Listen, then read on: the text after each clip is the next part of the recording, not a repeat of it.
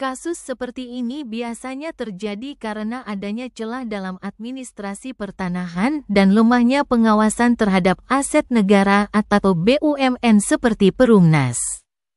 Ada beberapa kemungkinan yang membuat lahan Perumnas bisa diperjualbelikan oleh pihak yang mengaku pemiliknya. Ke-1.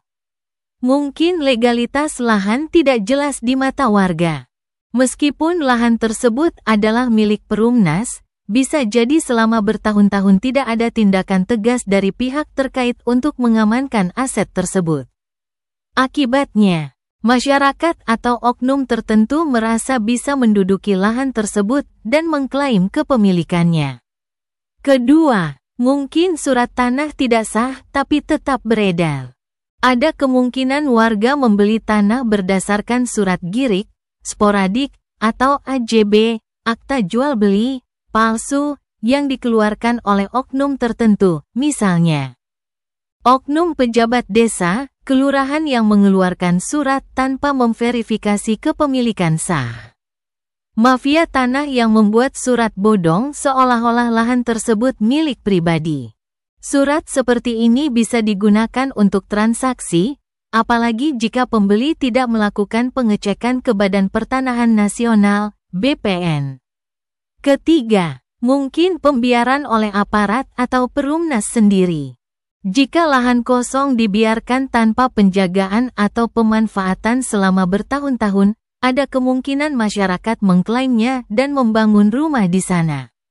Kadang-kadang, ada oknum di dalam Perumnas, BPN, atau aparat setempat yang tahu bahwa lahan ini bukan milik warga, tetapi tetap membiarkannya.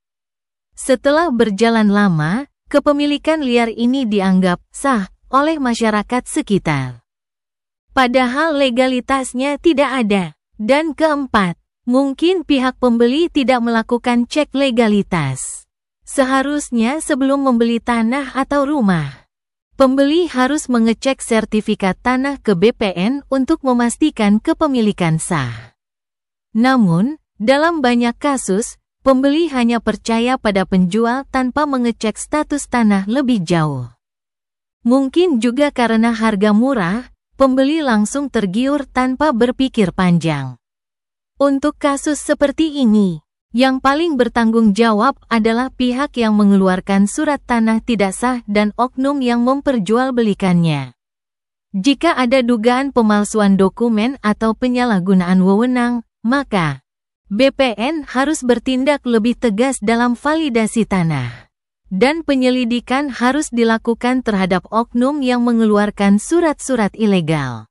Serta Perumnas seharusnya lebih aktif menjaga dan menandai lahannya agar tidak bisa diklaim orang lain. Kalau dibiarkan, kasus seperti ini akan terus terjadi. Dan masyarakat kecil yang tidak paham hukum akan selalu jadi korban.